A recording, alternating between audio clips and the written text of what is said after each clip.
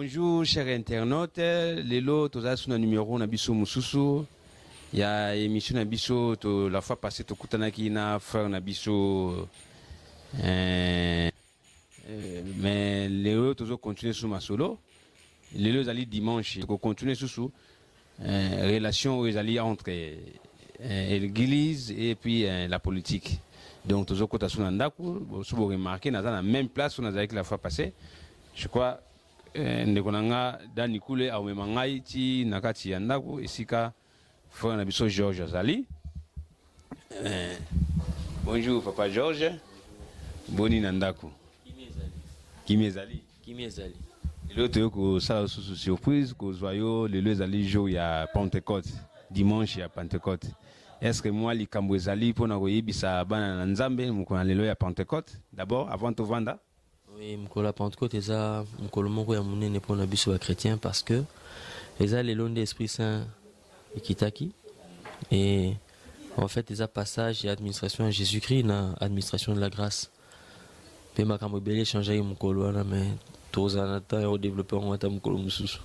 Merci à Solomon Nzambe Boyoki ndenge frère biso George amei ko pesa somo explication muke mais tozo continuer to vana nanu bolanda biso susima. Merci beaucoup.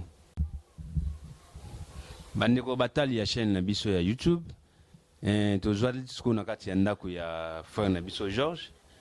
Papa George tongi toyeba est-ce que eloko nini bana na Nzambe nazoba par rapport nanu ya journée ya lelo ya dimanche ya lelo ya Pentecôte eloko nini bana na Nzambe bakoki ko retenir to bakoki ko mema comme rapport na kati ya vie na par rapport ya journée ya lelo ya Pentecôte. Journée ya lelo ya Pentecôte eza mukolo oyo ndenge Jésus-Christ alobaki mukolo ya ascension na ye alobaki eloko moko pa ya ba disciple na ye ki akotindela bango musungi mususu po musungi ya liboso c'était Jésus. Alors il a dit musungi mususu akoya. Alors mukolo nde ya Pentecôte po ese bango bava na Jérusalem jusqu'à ce que Esprit Saint ya. Alors jour à Pentecôte eza mukolo yo musungi yaki ayaki nde siko pona ko permettre ba chrétiens bakoka maintenant que mener pleinement vie na bango la chrétienté parce que c'était en fait le jour où Dieu a bien voulu redonner la puissance pe azongisa lien oyo ezalaki entre ye na mutu lien oyo katanaki et pas ya Adam na Ève na jardin d'Éden lorsque Nzambe alobi que mon esprit ne sera pas toujours dans l'homme alongo l'esprit na ye à permettre que l'esprit n'ait pas ya mutu de mukolo ya Pentecôte. C'est pour ça que c'est extrêmement important dans la vie d'aujourd'hui. Et c'est Yangonde Ezapé et Bandeli. C'est le premier jour de la grâce en fait. Au biso to bengaka l'administration de la grâce au biso toza. Au badali mbara ngolu angonde et bandakinde na Pentecôte. Pentecôte nem te permetaki que ngolu yo batu bayembaka o batu bateyaka et koma disponible les ans de Pentecôte. Merci frère Monsieur George. Na ngo tozolo ba boeza ba tebele pas bazana ba église na minute yo en respectant aussi les règles d'hygiène ndenge gouvernement et bisaki biso ba tozo sangana quand même mwanda mundama. Mais dernièrement frère George to kota sona moko boye ya ilogo to samana CFMC ya mama Olangi. Par rapport à la prière, quand on a dit quelques personnes qui font la Pentecôte, à part l'église qui a organisé le culte en ligne, mais ils ont quand même l'église. Mais par rapport à ça, dans le CFMC, il y a quand même 42 ou 43 cas de corona, de Covid-19. Est-ce que vraiment, par rapport à Nini, on a est-ce que tu faut que l'église pour tout sur un Nzambe pour Nzambe tout implorer Nzambe malade faut qu'à l'église ou bien attendre la ligne de salle parce que les lois au moins tu vas jouer malade quand même par rapport à corona. La première chose est ça dans la parole de Dieu il faut y baramakamnin to sala. Le fait toza les sous l'Ancien Testament parce que l'Ancien Testament c'était il faut comme un temple. Pourquoi? Parce que il faut ok pas sacrificateur ba tumba mbeka soit il y a pigeon ba meme to ngombe blomo voilà c'est plus le cas aujourd'hui. Aujourd'hui toza na époque de la grâce ce qui signifie que la relation c'est d'abord entre le Fils est son Père. Donc le croyant est son Dieu. On n'a pas besoin d'aller à l'église pour ça. L'église, c'est l'endroit où nous allons nous affermir. C'est l'endroit où nous devenons plus forts. Nous prenons les enseignements. Bazo l'axabus la directive, par exemple, comment prier, comment faire ceci, comment faire cela.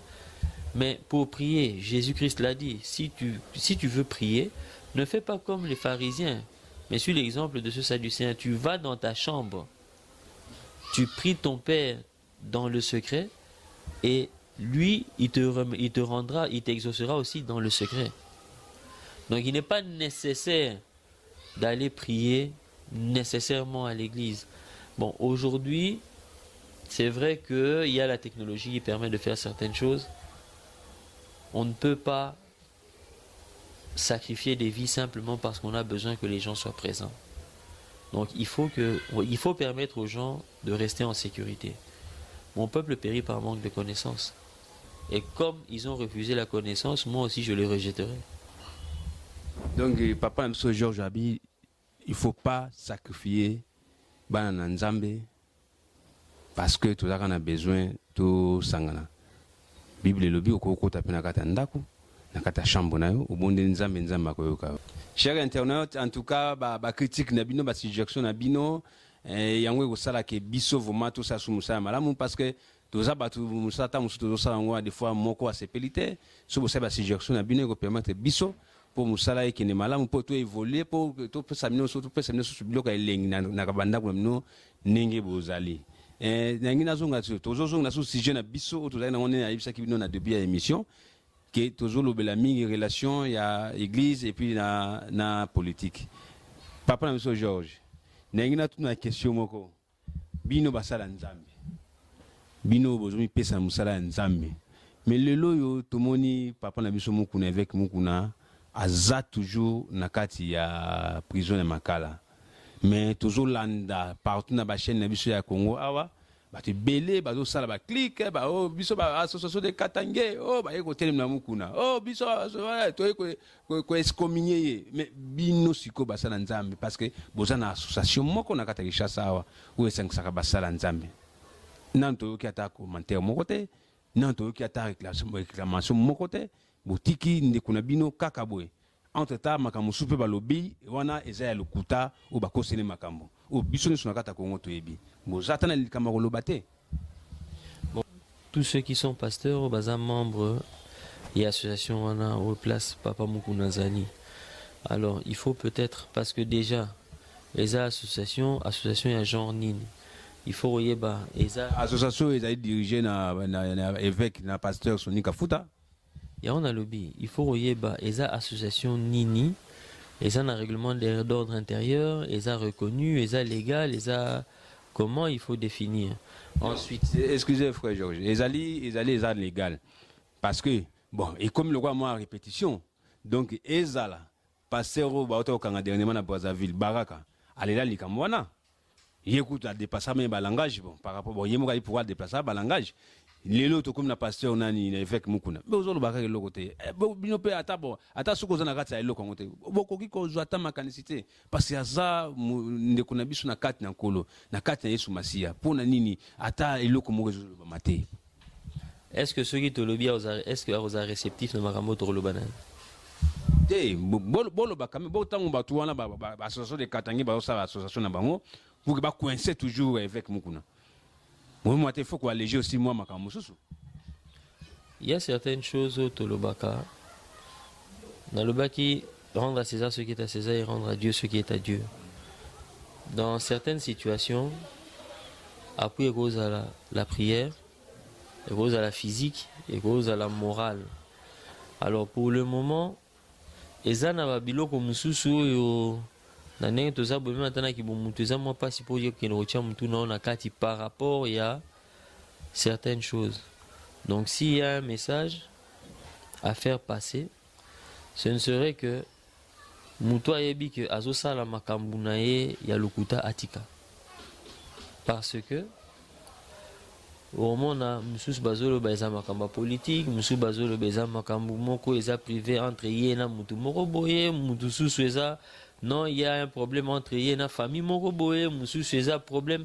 Vous voyez, donc maintenant, le problème, c'est qu'il y a une multitude d'informations sur le matériau Yabatou. Le dossier n'est pas totalement connu. Il y en a d'autres qui vont profiter par rapport au premier dossier. Parce que c'est une procédure juridique aussi. Souvent, qu'est-ce qu'ils font pour comprendre souvent, détruire Moutou. Qu'est-ce qu'on fait? On prépare plusieurs dossiers avec plusieurs plaignants. Maintenant, il y a un premier plaignant qui vient à attaquer. Il commence maintenant à distiller certaines informations. Maintenant, pendant qu'on a embourbé le premier dossier, il y a un deuxième dossier qui intervient. Bafundio na likamususu. Maintenant, ozo samba kuna pe ozo samba. Baye, poser maintenant un troisième problème. Tu vas te retrouver avec 3, 4, 5, 6, 7 dossiers. Il y a un besoin de réserve parce que comme le dossier belé, et comme on dit, beaucoup de réserve pour beaucoup de banques, beaucoup de place ni makamezo bimina formate. Wana nazoloba en tant que na connaissance analyse ga na connaissance séculaire.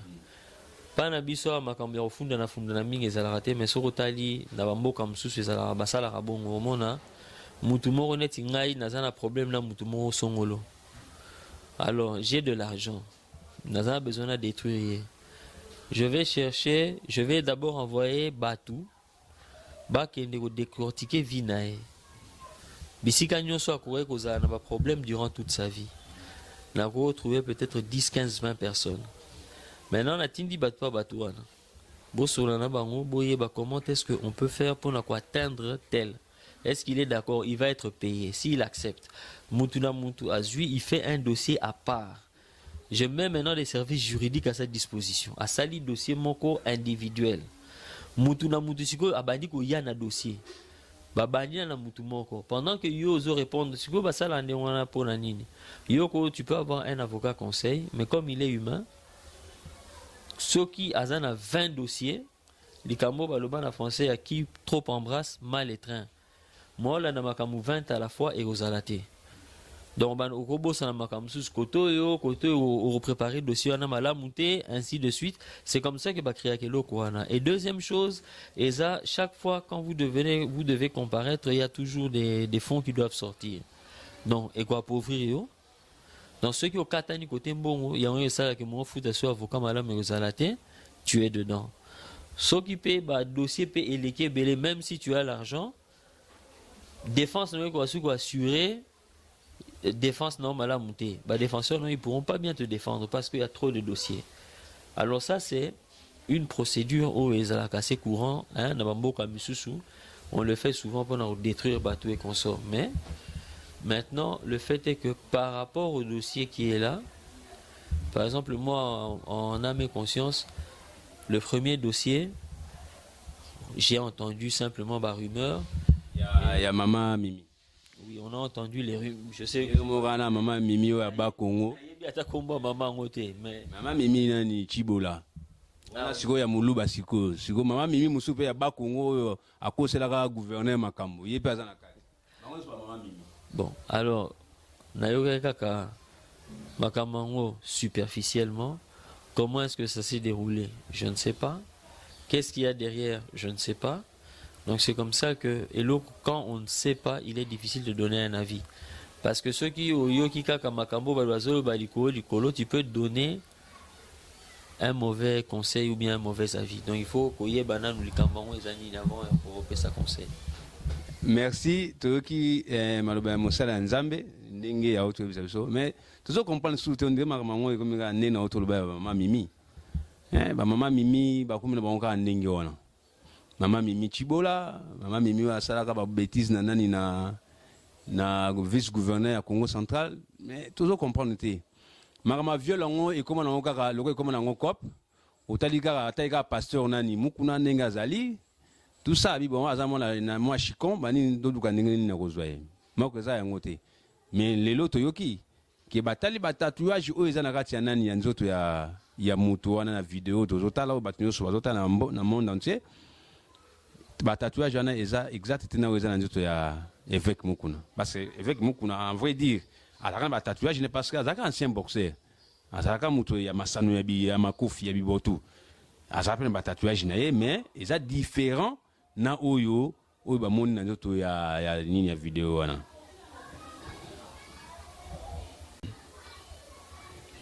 Chers internautes, en tout cas, abonnez-vous massivement vraiment à la chaîne Abisso pour permettre bino pe bo pesa biso ba suggestion bo yebisa biso ba défaut ni tozana on akata émission Abisso et puis et ko permettre biso to sala suba émission Abisso malamu.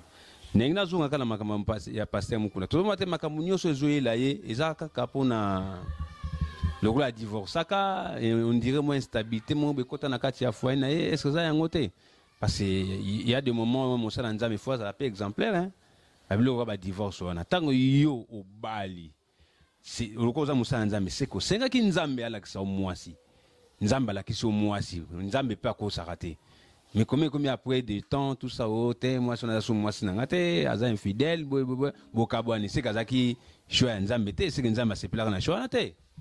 Mais est-ce que tu as balaki maman wana azaye mon salan nzambe, c'est ça aussi la question qu'il faut se poser.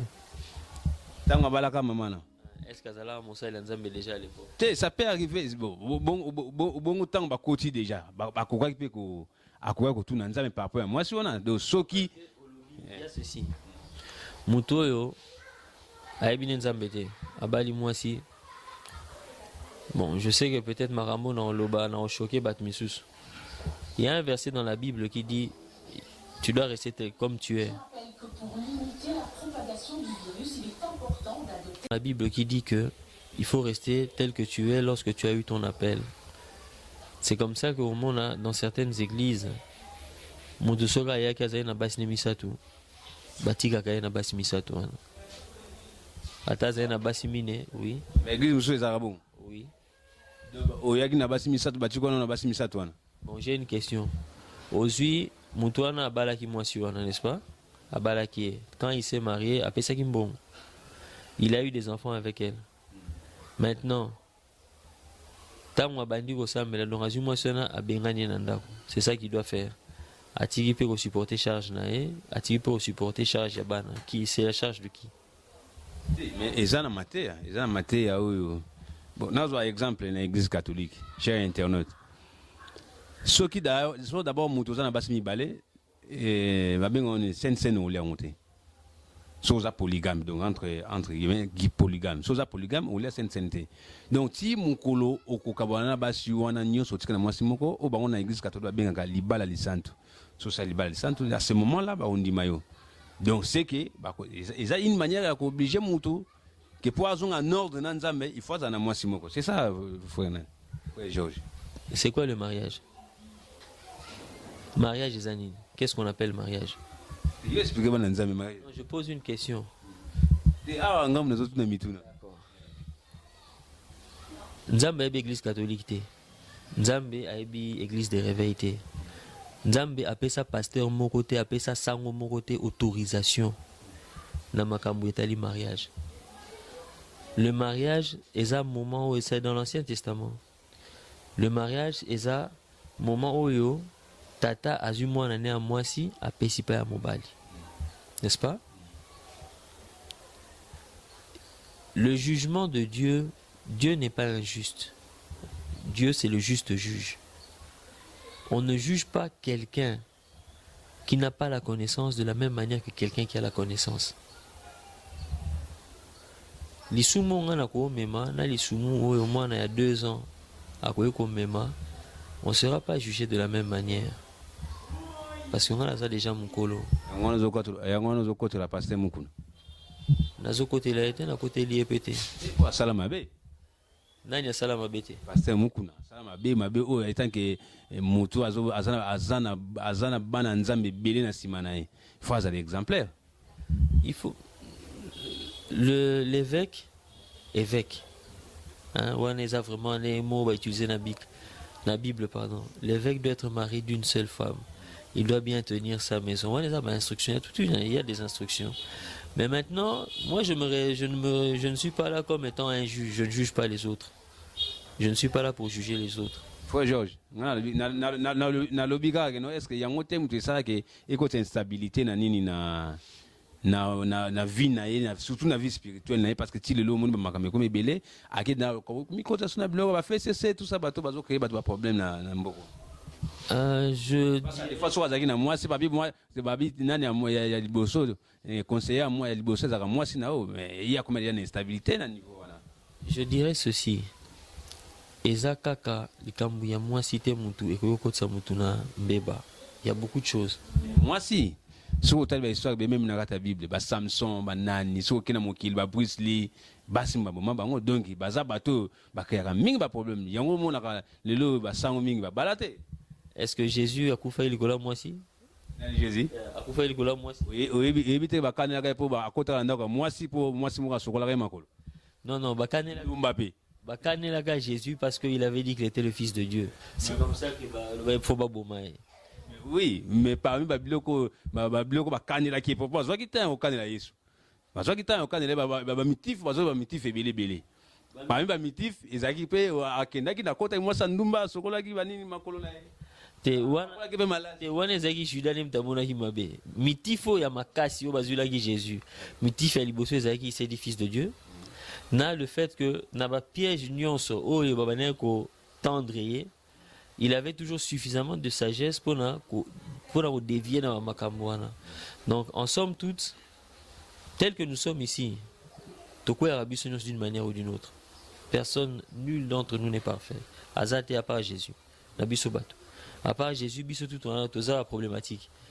Attends, il y a moro tomi balé, toza problématique, toza la rappelle moi makamoro boy. Mais maintenant, la parole dit ceci. 7 fois je tombe, 7 fois je me relève. Le problème c'est que tokoma kolinga komitia na place mombo ya juger maninga. C'est ça qui est pas bon. Ne jugez point afin que vous ne soyez pas jugés. On n'est pas là pour juger autrui. On est là pour réconforter, pour exhorter, pour enseigner. Donc, master, on est là au boezaka bien te. Anzamba sumara tambala sima, au bandela sou elo koranate. Mais on n'est pas là pour nous câbler les sous-subatu. Parce que ceux qui n'ont pas dit quoi câbler muninga nanga mukolo ngape na okoya. Batunyos boya pour nous câbler nga. Mutumo lukate a relever nga. Or déjà dans la vie, on a suffisamment de problèmes. Je me souviens tant aux autres tozaï na professeur moko na campus avant yeb sabiso chaque fois. La vie est déjà suffisamment compliquée, il ne faut pas chercher à la compliquer davantage. Donc sorotali mutunyo soratali kobota manena rokola nae, il a connu beaucoup de complications dans sa vie. Alors moko il faut luka koboya ba complications mususu. Tant yebi ke loko wana si ceux qui n'a sali boué, ça va me poser problème. Parce que même la Bible dit ceci. Ne sois pas trop sage et ne sois pas trop fou non plus. Parce que excès de sagesse est kobomisayo. Excès de folie et nini est kobomisayo. À un moment donné, il faut yebara comment chercher le juste milieu. Bon, ermoko makamsus mon lekisika kotiki.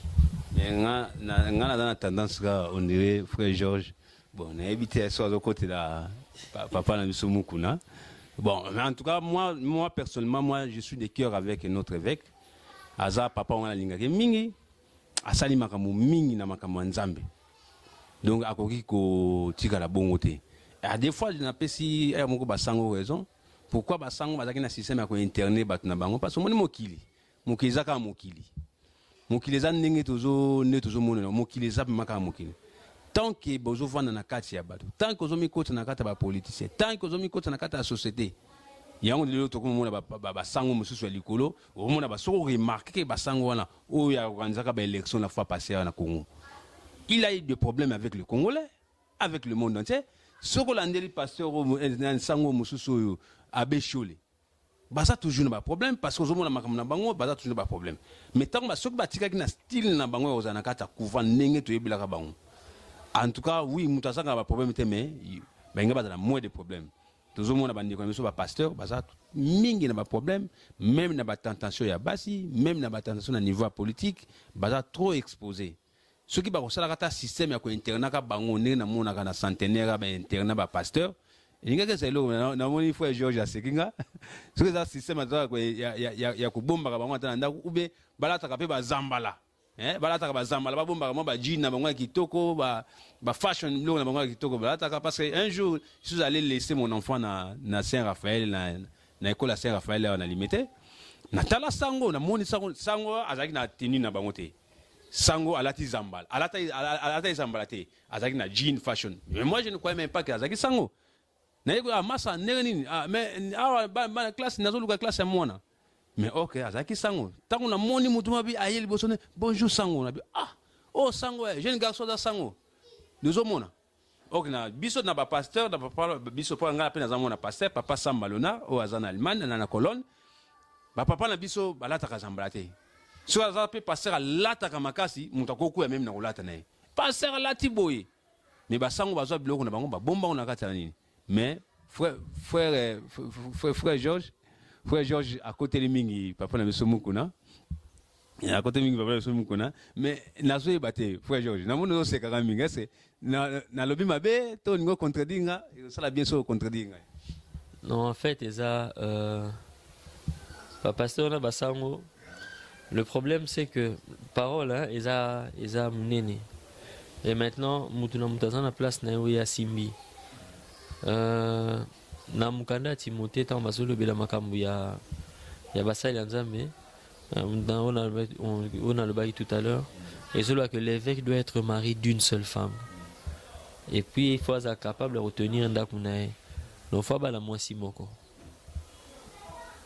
Maintenant Paul qui a aussi écrit en fait le livre de Timothée 1 à 2 Timothée en fait les amis kando Paul a commis là qui Timothée o Timothée eza lokola mwana Paul abandaki kobokola Timothée akoli akei bakabwani yeba ke sala ministère na alors Paul a commis là à 2 reprises a commis là mikanda alors na mikanda wana nde azoloba que il faut évêque azala mari d'une seule femme mais quelque part au moment là que Paul azoloba que il a souhaité mutu oyo aosela Nzambe azala unique netier ces possibilités ezali azala netier abalate et ezala malamu mais azo conseiller batu babala pona ko éviter kokwea donc c'est comme ça que au moment na une église catholique qui se sont rapprochés plus na parole pour la lobaki que azana besoin batu bosela Nzambe bazala lokola e babalate c'est ce que on respecté.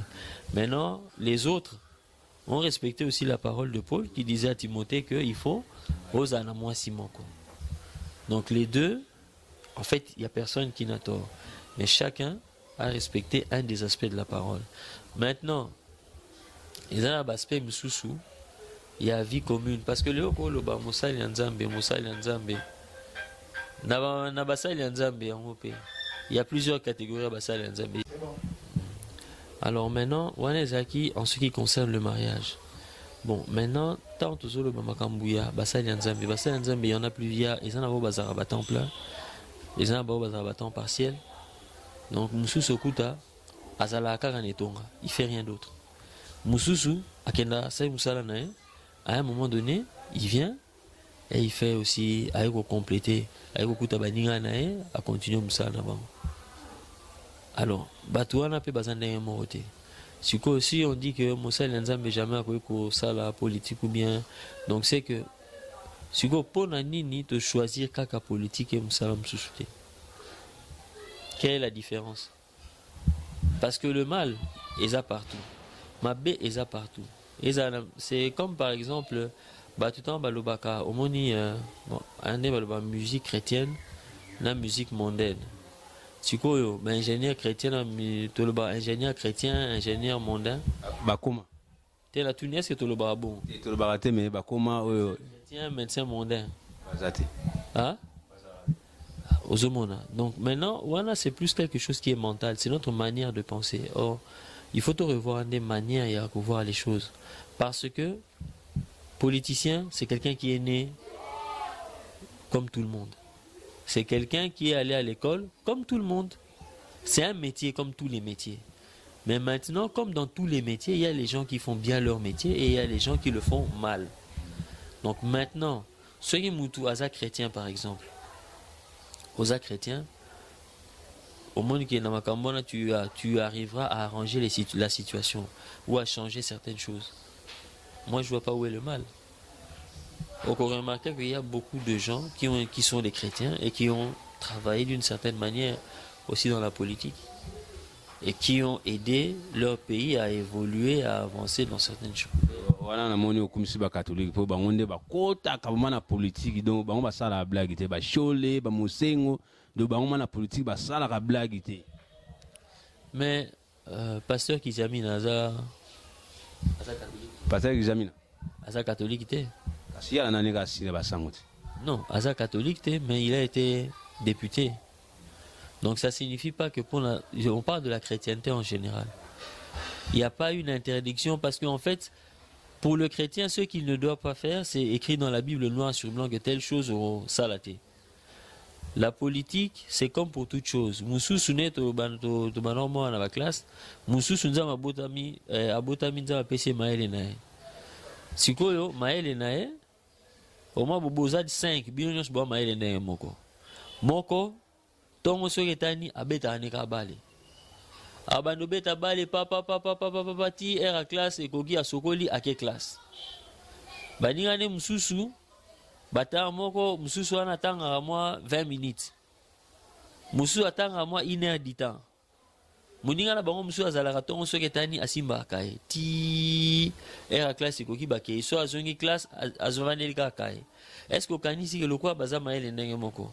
Oh, wana simba kate, wa simba 10 minutes, wa simba 1 heure du temps. Na o asala eloko mususu te bozandenge moko. Bozandenge moko te. Parce qu'on nous a dit que la répétition est la mère des sciences. Donc c'est en fait réalisation à parabole des talents. Zaba pesio talent, ozo sa la montée. Moyen bota ezate. Donc c'est ça en fait parce que maintenant le problème c'est que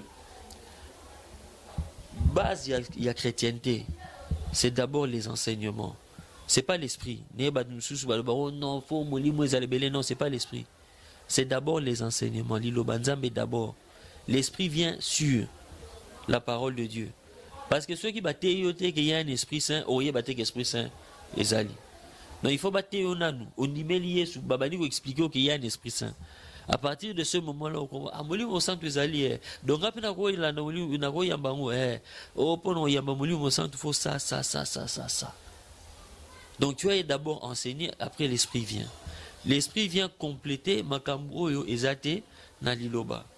Complément, mais déjà liloba, oye bien on a noté. C'est quoi compléter ni? Parce que bilo mususu ozo mituna est-ce que na yiba ou bien na yibate?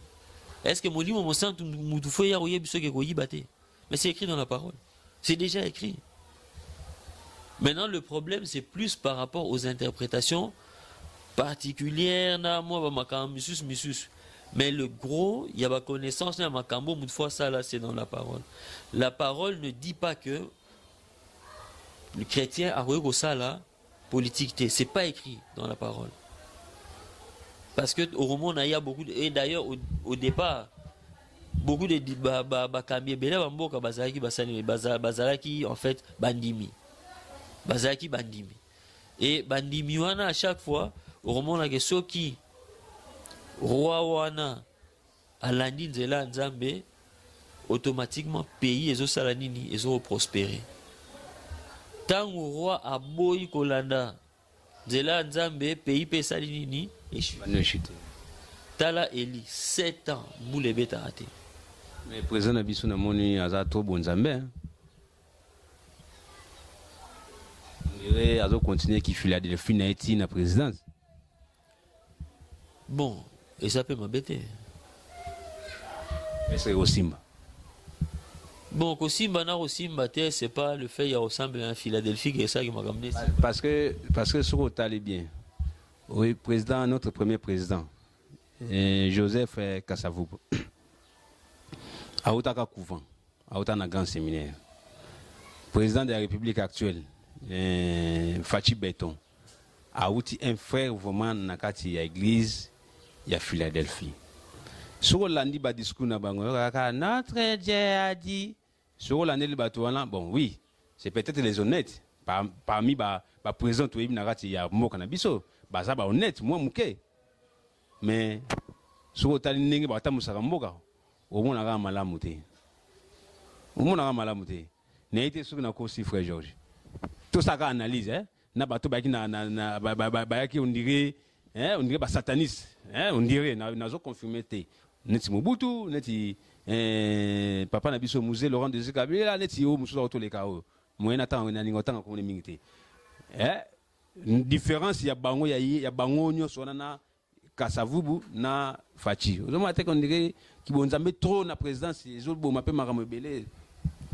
Bon, premièrement, je pense que Eza Maramagi Bonzambete, c'est d'abord trait de caractère, il y a chacun. Otozanae, il parle. Alobanae, hein, il parle. Donc, comme il parle, on peut à peu près savoir ce qu'il pense. Oazalaki avant hier, Abana Olobate. Donc, du fait qu'Abana Olobate, il y avait beaucoup de spéculation. Et Tsoé Moutazo Olobate, c'est difficile. Oyeba, qu'est-ce qu'il pense, qu'est-ce qu'il veut faire. Moutoufa Loba pour Ayebi, so Yebi na ote, Olobane. Non, c'est pas ça. Il y a un trait de caractère. Dans la psychologie, on apprend ça. Et ça, bateau bazobi, na français taciturne. Banusu baza balobate. Neti père abotinga bana lobane mingite. Donc, il s'agit de loba, il faut loba. Sur les gens qui loba, il faut loba. Sur comment que bazobu ma peuple, sur comment que makambi ça ne va pas. Sur comment que ba Rwandais ba okota na moka mino make makambi simba te faut loba. Bon ceux qui ont loba kakate. Ata ba betu liko faut loba kakate. Et c'est ça sous wana mutamaele. Ouais comme yeko makambi sous. Non, c'est pas ça en fait. C'est ça l'erreur justement. Moussala président Ezaro Lobate, Moussala président Ezaro dirigé. Vous ne pas banque ça, Mobutu banque ça combien de personnes à Olobana? C'est ça l'erreur. Ezate pour Moutouma Banosa et Laurent Bonamar et Morobo et Laurent Nezaka Malam. Le président est là pour présider. Aza obligé à Olobate. Il est. On est fâché à Lobara, ça l'a amabé. Non, j'ai dit il n'est pas obligé. C'est pas une obligation. Il peut, comme il peut ne pas parler. Aza porte-parole à la présidence Bazali. Il y a le représentant du gouvernement qui est là. Il peut aujourd'hui, en tant que chef de l'État, il dit bon, le Bananga Sousté, Abengi, Premier ministre, je veux ça, ça, ça, ça. Il a des services, il fait simplement passer ses ordres par ses services, c'est fini. Oui, Georges, vous avez le mot comme l'église Mogoboy. Vous avez Batunayo, frère, Babenga, pasteur. Comment ça ne va pas? Parce que bango bazali o aza chargeable koloba o aza chargeable o aza modérateur o aza vice-pasteur o aza so ko monike ça ne va pas ninge ko tambula lelo o lobate parce que yo za en tête ya likambo faut batu porter parole le bateau modérateur a loba donc il faut à de fois loba pour que ozong ça makam nanzela yesu kuta loba ki a panzi moko batna ni na temple kolobeza na problème té mais il n'est pas dit que il faut qu'à Olo Babisika Batu Bazali. Est-ce que Toyaro Kuta un dicton et le baraté que le linge sale se lave en famille? Donc il y a des choses à Koyitam Soupé à l'Obakine, mais il n'a pas mis ça sur la place publique. Parce que Moudoumousou, ça, ceux qui ont bengue n'a pas bien expliqué que non, il y a ça, ça, ça, je ne veux plus ça, à Tigipé. Batabon peut Bazali. Mais Soussou, première fois, deuxième fois, troisième fois, il n'y a pas de changement. Dès que vous avez parce qu'on a mis sur bateau. Justement, changement, maintenant, le les lots dans le lobby, c'est je donne l'ordre. Vous pouvez ça va jouer, jeep, bazuité. Paye ça, c'est ça qui va jeep, bazuité. Yo pour y qui va jouer raté, ou le va pécaté. Vous allez communiquer. Association des malfaiteurs. Association des malfaiteurs, on les aggrave. Mais oui. Tant que yo peut ça ordre, bah exécuter ordre non tant que mon conduit. Et puis yo pour au bout rappeler que blâmer baron. Et puis toujours continuer comme vivre bon pendant des années. On est comme il y a ceci, le problème c'est que souvent les gens spéculent dans Makambo et on va comprendre rater. Le président c'est pas Naro Baneni, c'est pas lui qui exécute. À Koyokoya, il donne un ordre. L'ordre, souvent, il va le donner au niveau de la primature. La primature aussi, ministre Bazali. Le ministre de tutelle par rapport à tel département Aïe. Il voit l'ordre du président. Il lui dit non. Il donne un avis contraire. il peut donner un avis contraire. Non, et loko yo lobby, par exemple, le budget nango est à 150 francs. On a capacité nangai par rapport au ministère, botal un budget c'est 75 francs. Or le budget, le ministère doit vivre, et ça n'a pas boué. Donc en réalité, disponibilité, il y a 15 francs. Donc on ne peut pas exécuter ça pour le moment. Oui, Georges. Batouana nyonso lelo bangonga baza pembeni ya fachi. Plus de 70% ya batouana oyo bakoza mutu wana mususu to. Yango tozo senga na basali nanu ya Nzambe nyonso. Papa Samba Masamba Lona ya Colonne. Pasteur Sonika Futa. Papa Kiziamina. Pasteur Tambulukoki. Bosunga ndekuna bino akangami. Akangami pe soko la bolandeli bomona keza ne loko ya salite. Oui, aza moto, azangi mabete. Mais boluka bolandela, botuna, bokenda ta botina ta mutu moko akende kotuna alandela makambo. Na ebite soki bosi bobanda ba démarche ngo, mais ngala za informé te. Mais ezaka na kada ko interpeller ba papa na biso ngala zali mona pasteur o natangi comme papa Samba na Colonne. Bon mekana nous kolandela makambo ya apôtre évêque na biso mukuna parce que clair ezate. Politique ekoti mingi. Soki tozoboboki tozoloba ba sujet oyo ya makambo politique, est-ce que mosala nzambe akoki kokota na politique, c'est par rapport ya makambo oyo ya évêque na biso mukuna. Oui, a servi mboka na ye na kibonzambe pe na kolandela makambo même ya politique pour que mboka etama malamu. Parce que soki oza na église et que bandimi baza malamu te, et que bandimi baza na kozanga, baza na pauvreté, baza na ba difficulté makasi, église no pe kozala malamu te soko za papa ya solo. Yango pe je crois yango papa mukuna amana kolandela même makambo ya politique pour que makambo ezonga en ordre. Papa mukuna leki na télévision asengi pardon na Congo web pona bana nzambe nyonso par rapport ndenge asaliaka na bata FCC. Mais lelo pardon asengaki soki ya solo parce que biso nyonso to bayaka ye biso nyonso inaka parce que asalinyaka derrière batwana to limbisa ye azali mosala nzambe mabe na ye nzambe me roger mais na lokuta na mosala ya nzambe te mosala nzambe akosaka makambo te mama Mimi Chibola mosala nzambe bakoselaka ye makambo te.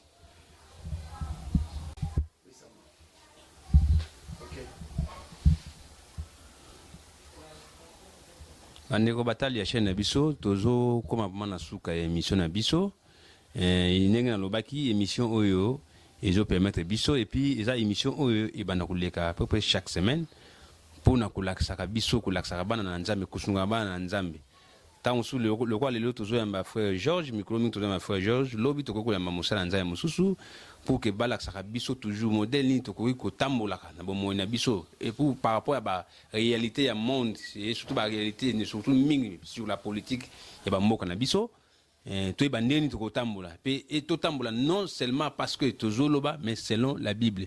Est-ce que Bible ekolinga ke totambola bongo to ekolinga totambola bongo te ya onzo mona mingi tango frère Georges azolo pesa ba exemple ne azolo kene mingi na ba verset biblique pour na ko éclaircir biso na o biso nanga motuni ba question na yebite nazo apprendre pe mingi pa na ye mais yango lokwa na bito kuna tokokene sur na prochaine émission je crois tokozala kaka na papa Monsieur Georges pour expliquer biso sur par rapport à l'actualité politique nyonso ozo leka na mboka biso par rapport à l'église yango na ngina pesa maloba suka na papa Georges na été papa Georges soki ozomona mot de la fin par rapport à émission oyo par rapport à bon moyen parce que na biki nzambe a atila 120 ans selon la Bible ndenge lobi na été par rapport à émission liloba ya suka papa émission bon par rapport à émission à l'élo c'est plus bon Pentecôte et l'âme na batunyonso et il faut reluka premièrement koyeba de quelle manière il faut que luka otambusa makamuna mukili et normalement au moins tant to basala classement par exemple to kebeta kan mon entraîneur a ça le nécessaire à les meilleurs joueurs pour constituer Léopard Aken avait à jouer les meilleurs bons joueurs avait bons joueurs il y a Poto il y a Imana il y a Mazembe à jouer les meilleurs éléments et tant où à ça le classement au moment où tu as soit ma tampi, na ki diaba, on va garder na bisot. Azu ma tampi, na ki diaba, tche bango na attaque. À la bakambu, aye rotier na bois. Azui mulumbu, ake rotier mulumbu arrière droit. Chancel Mbemba aye rotier arrière gauche. Est-ce que l'équipe est retourné bien? Pourquoi retourner bien? Parce que mutu na mutu azoko beta na poste na été. Or on a c'est ce qui se fait pour le moment au sein de notre gouvernement. Tu prends un juriste, tu le mets na bisika où makambu ya droite. Tu prends un économiste, tu le mets là où il n'y a pas makambu ya économie. C'est ça qui fait la première chose de ça que le pays a détruit, c'est ça. Parce qu'il y a quelqu'un qui vient. Aujourd'hui, ingénieur tient la recherche scientifique. Ingénieur en recherche scientifique et aussi ceux qui ont un ingénieur il y a science justement wana bazalaka mais aujourd'hui mutumoro boye a sali faculté des lettres au tient en recherche scientifique. C'est vrai que c'est un scientifique mais asa scientifique il y a science t asa scientifique il y a lettres. Donc il faut toyer baka comment faire les choses. On a beaucoup de gens qui ont étudié, tu vois bazo soit n'importe qui, il est licencié en droit, on le met là dans la télécommunication, on met des gens n'importe où, n'importe comment, c'est ça en fait le problème. Or dans leurs partis respectifs, ils ont des ingénieurs, ils ont des scientifiques, ils ont des agronomes. S'ils cherchent dans leur parti, au moins que batona bazana bango. C'est simplement maintenant le problème. Bazana balingi kaka bazala wana a pas du bien et non pas par la capacité, dans la connaissance. Donc le jour où Baotik et Lokwana ils vont commencer à faire le nécessaire parce que le Congo ne doit pas être reconstruit. Ça c'est une fausseté. Le Congo doit être construit. On n'a encore rien. On n'a rien fait. On ne doit pas se voiler la face. Nous n'avons encore rien et nous n'avons encore rien fait. Donc on doit tout faire. Alors comme on doit tout faire, que chacun puisse faire son travail. Mutuna Mutu, ba spécialité à Batouatier. Mutuna Muntu a évolué. Et le président de la République a ça le nécessaire, même à au niveau de la primature. Babanako allier maintenant l'intelligence économique dans tout ce qu'ils font. Parce que le pays n'est pas outillé par rapport aux guerres économiques, le pays n'est pas outillé par rapport aux guerres asymétriques. Babilo est simbaraté parce que vous êtes conscient, Boyebi, Kezan, Abatmusu, Balingate et Congo Kendeliboso. Alors maintenant, quelle est la politique, quelles sont les techniques que vous avez mises en place pour nous? C'est l'intelligence économique. À partir de l'intelligence économique, on voyait comment faire face à un adversaire plus petit, à un adversaire avec qui nous sommes égaux et à un adversaire qui est plus fort. Parce que, pour Vietnam a bêta les États-Unis. Mais les États-Unis les Vietnam n'a makasi. Donc il faut savoir, ils ont la connaissance. Alors maintenant, quitte aux politiciens, aux gens qui sont devant, Lukaba acquérir ma connaissance. Ces connaissances sont disponibles. Nous, on a fait ça. On a appris. Donc, on peut apprendre. Ils peuvent appeler des gens. Il y a des gens qui connaissent l'intelligence économique, qui connaissent la stratégie pour l'appliquer maintenant dans les différents domaines de la vie. Parce que l'ancien président, justement, tout le monde a dit 5 chantiers à Tiaki, agriculture. Où en sommes-nous? Pourquoi ça n'a pas fonctionné? Mawa. Oui, Mawa, c'est facile pour nous le Mawa. Mais on avait mis l'argent. On a mis des gens là-bas. Pourquoi ça n'a pas fonctionné? Il ne faut pas qu'au Souga. Pourquoi lui n'a pas interpellé ces gens-là? Bon, donc, on a un niveau, il y a interpellation. Vous pouvez interpeller les gens. Interpellation sur interpellation sur interpellation, vous n'allez pas trouver la solution par rapport à l'interpellation. On doit d'abord savoir pourquoi ça ne fonctionne pas. En regardant déjà ce que les anciens ont fait. Mobutu a essayé. Kabila Mouzé a essayé. Kabila Joseph a essayé. Mais pourquoi avec... Parce que c'est peut-être, non, on va dire c'est seulement Joseph. Mais les autres avant lui ont aussi essayé. Ça n'a jamais fonctionné. Pourquoi? Il y a Mouzé Simbara. Et ça va psycho. Ce qui est Simbaki, même à Tandinga Koufa qui est à Tilelo. Pour maréchal, il y a mon bout de Simbaki. C'est pour ça que Tilelo, mon bout à Koufa, to 4 ans. Au moins, des changements de classe politique, Salamaki, moi, va continuer à dater. Problème est ça, il faut comprendre comment pérenniser Makambo et Moutazo au Sala. Donc, Ezana Makambo, il faut au Sala. de sorte que quand tu poses une action, même quand tu n'es pas là, biloko wana ezoro continuer. Il y a tout un système à mettre en place. Il y a toute une politique à mettre en œuvre. Et il y a un modèle à respecter et à suivre. Alors tant que les gens qui sont devant n'intégreront pas ça, pour changer 1000 gouvernements, on va changer 1000 présidents, on va toujours stagner. C'est ça le problème. Je crois que les chrétiens face à la politique. Mon Christ est solo, n'est à défendre, n'est à lobby, positionner par rapport à la politique. Non seulement politique à mort en abisso, mais politique il y a monde entier. Où le pays est pénétré par rapport à la canisson à Zanango. Ceux qui vont amis retrouver la place, on a beaucoup de monde à Salam Salanae, parce que Azana qui bon Zambé déjà. Atie d'abord qui bon Zambé liboso. Beaucoup de monde qui makambunioso et qui ne liboso. Na pesi mbote pour na comme na suka émission na ngai. Ce que moninga na lati qui toko boye grâce à ma maman Béatrice. Tekele Otundu na kati ya Allemagne na kona ville colonne. Moi si ya papa Samba Massamba Léonard mon papa le docteur, je vous salue là où vous êtes. Et puis na pesi mote lisusu na petite sœur propre yanga na kata States na États-Unis, Nadine Bazongo, moi si ya papa Ipolo. Et puis na pesi camarade nanga Junior Wowo na kati ya Turquie. Au père soutenir mingi na kotini na bilamba na kolati sanga ndenge bozomo na pe kitoko boye mama batenti musozo mona ya papa na nga ya massa na nga Junior na kata Tioki. Et puis je salue à passant mon grand frère Pichu Bazongo na Afrique du Sud na Cape Town. Azape mutu azape sabiso ba conseil mingi par rapport à l'émission sur tous sala. Mon vieux en tout cas na peso ba mbote place aux ali. Courage, biso pe ba encouragement pesa biso toujours continuer musala. En tout cas, pesa batu nyoso ba petit nangai Kadoudou maître Jack na kata Afrique du Sud pesa bango nyoso mbote. Na pesi pe sous petite sœur nanga Nadine na kata ya mususu na kata France, bango nyoso bana nyoso ya poto bana Europe, bana Amérique, bana Afrique pe mususu na pesi nyoso mbote. Tukokutana na mikolo ezoa na numéro mususu pour la émission de Yabassal Yanzambe, la politique, la religion face à la politique.